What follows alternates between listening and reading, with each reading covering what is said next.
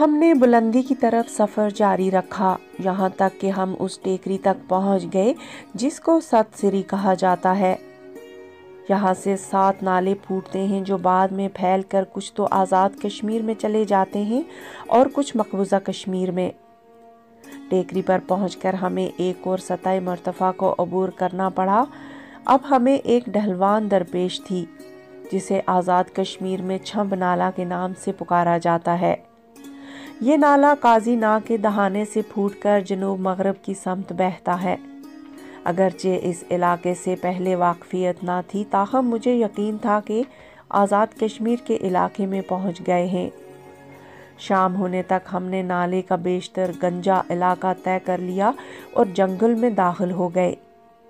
پرتل کے ایک درخت کے نیچے ڈیرا ڈال کر ہم نے آگ جلائی، لیکن اب ہمارے پاس کھانے پینے کے لیے کچھ نہ تھا سوائے سبز چائے کی تھوڑی سی پتی کے۔ ہم نے نمکین چائے تیار کی اور بغیر دودھ کے ایک ایک پیالی پی کر اللہ کا شکر ادا کیا۔ تھکے ماندے اور خالی پیٹ ہونے کے باوجود ہم سو گئے۔ 22 دسمبر 1968 اگلی صبح چھمب نالے کے ساتھ ساتھ ہمارا سفر شروع ہو گیا۔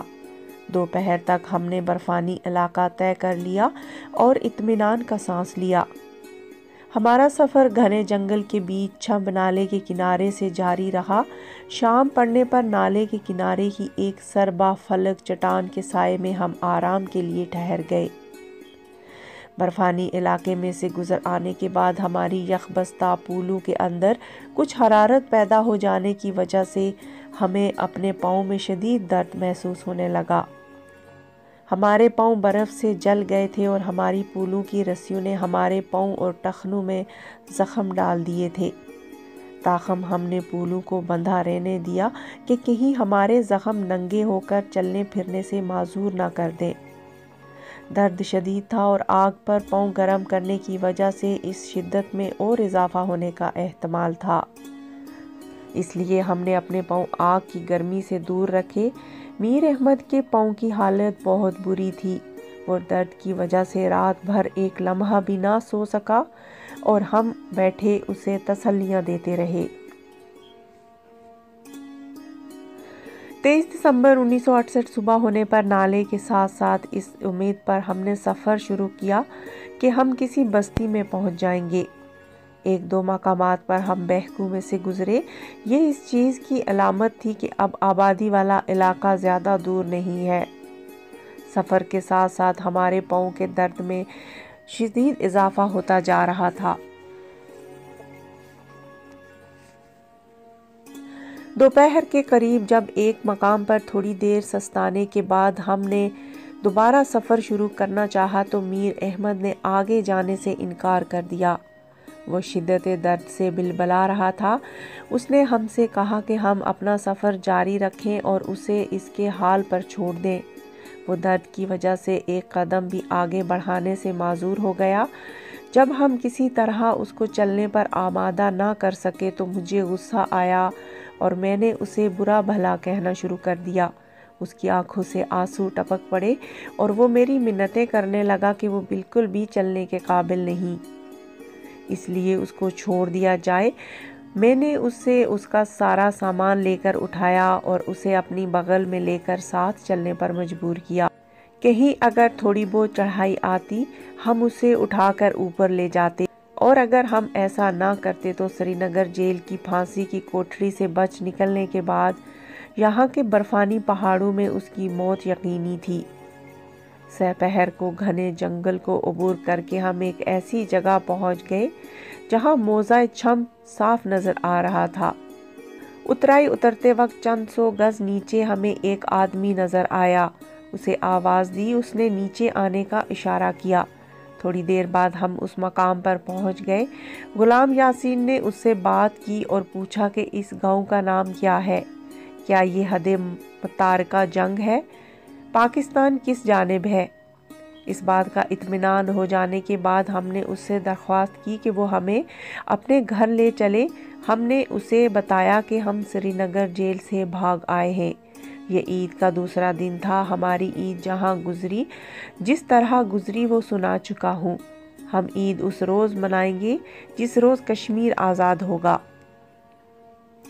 اس شخص نے اپنا نام شاہ محمد بتایا۔ اس کے گھر پہنچے تو ہم نے اس سے کہا کہ ہم گزشتہ 3 روز کے بھوکے ہیں، ہمیں کچھ کھانے کو دے دو۔ اس نے جلدی جلدی چاول پکوائے، آلو کا سالن تیار کروایا اور ہمیں کھانا کھلایا۔ ہم نے یہاں کچھ آرام کیا اور پولیں اتار دیں۔ ہمارے پاؤں گل چکے تھے اور ہمارے زخموں سے خون رس رہا تھا۔ شاہ محمد کے گھر ہماری ملاقات اس کے ایک دوست محمد یعقوب سے بھی ہوئی جو گاؤں میں دکانداری کرتا تھا۔ وہ اس روز شاہ محمد کے گھر والوں کو عید مبارک کہنے آیا تھا۔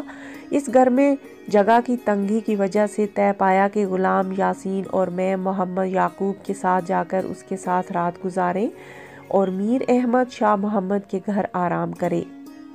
میر احمد درد کے مارے کرا رہا تھا۔ ہم نے سوچا کہ شب بھر کے آرام کے بعد اس کی حالت کچھ بہتر ہو جائے گی اور ہم اپنا سفر جاری رکھ سکیں گے۔ چنانچہ ہم دونوں محمد یعقوب کے ساتھ اس کے گھر روانہ ہوئے اور شاہ محمد کو ہدایت کر کے گئے کہ وہ اگلی صبح میر احمد کو یعقوب کے گھر پہنچا دے۔ یعقوب کے گھر ہماری بہت ہی خاطر تواضع ہوئی اور ہمارے برف سے جلے ہوئے پاؤں کے لیے کچھ مقامی علاج بھی کیا گیا۔ یعقوب کے گھر کچھ اور مقامی لوگ بھی جمع ہو گئے۔ انہوں نے ہمیں مبارکباد دی اور ہمیں بتایا کہ آزاد کشمیر فوج کی ایک چوکی یہاں سے چند میل کے فاصلے پر ہے۔ طے پایا کہ ہماری آمد کی اطلاع چوکی پر دی جائے۔ اس کام کے لیے ایک مقامی مجاہد کی خدمات حاصل کی جس نے صبح سویرے یہ کام سر انجام دینے کا وعدہ کیا۔ یہ پہلا موقع تھا کہ ایک طویل صبر آزما حوصلہ شکن اور کٹھن سفر کے بعد ہم ایک گھر کے اندر گرم کمرے میں آرام کی نیند سو رہے تھے۔ 24 دسمبر 1968 شاہ محمد میر احمد کو ساتھ لے کر طے شدہ پروگرام کے مطابق علیل صبح یعقوب کے گھر پہنچا۔ ہماری آمد کی خبر آس پاس کے لوگوں میں پھیل گئی تھی۔ چنانچہ صبح کے وقت کچھ لوگ ہمیں مبارکباد دینے آئے۔ کچھ دیر بعد مقامی مجاہد آزاد کشمیر فوج کی چھم چوکی سے ایک سپاہی کو ساتھ لے کر واپس آیا۔ ہم نے ناشتہ کیا۔ چونکہ ہم اپنے پاؤں پر چلنے سے معذور تھے اس لیے مقامی لوگوں نے ہمیں پیٹھوں پر اٹھایا اور تقریباً 2 گھنٹے کے سفر کے بعد ہم چوکی پر پہنچے۔ یہاں ایک صوبیدار نے ہمارا استقبال کیا جس نے گاؤں والوں کو رخصت کرنے کے بعد ہمیں چائے اور کھانا کھلایا۔ ہماری آمد کی اطلاع سینئر افسران کو کر دی گئی۔ میں نے ذاتی طور پر فورس کمانڈر سے ٹیلی فون پر بات کی جو کسی اور چوکی پر تھا۔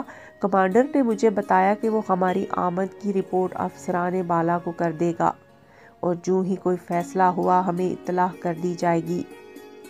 میں صوبیدار کے بنکر میں 2 گھنٹے تک اس سے بات چیت کرتا رہا۔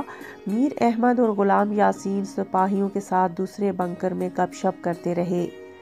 آخر ہدایت موصول ہوئی کہ ہمیں چناری کے علاقے میں بٹالین ہیڈ کوارٹر پہنچانے کا بندوبست کیا جائے جہاں سے ہمیں FIU کے حوالے کیا جانا تھا۔ میرے لیے ایک گھوڑے کا بندوبست کیا گیا۔ میر احمد کو لے جانے کے لیے کلیوں کا بندوبست کیا گیا۔ غلام یاسین کے لیے بھی کلیوں کا بندوبست کیا گیا تھا لیکن اس نے پیدل چلنے کو ترجیح دی کیونکہ اس کے پاؤں برف کی وجہ سے زیادہ نہیں جلے تھے۔ اس روز موسم ابر آلود تھا۔ صبح کے وقت جب ہم چوکی میں پہنچے تھے تو برف باری شروع ہو گئی تھی اور جس وقت ہم چوکی سے ساون کچھا کے لیے روانہ ہوئے تو کوئی 9 انچ برف گر چکی تھی اور برف باری ابھی جاری تھی۔ میں نے خداوند قدوس کا شکر ادا کیا کہ اس نے ہم پر بڑا رحم و کرم کیا ہے۔ اگر وادی کشمیر سے چھم تک کے سفر کے دوران کسی روز برف باری ہوتی تو ہم دوران سفر ہی کہیں مر کھپ گئے ہوتے اور کسی کو ہمارا کوئی نشان تک نہ ملتا۔ ساون کچھا کے بٹالین ہیڈ کوارٹر میں ہم رات کے وقت پہنچے۔ اگلے روز صبح سویرے ناشتے پر میس کے اندر آزاد کشمیر فوج کے افسروں سے میری بات چیت ہوئی۔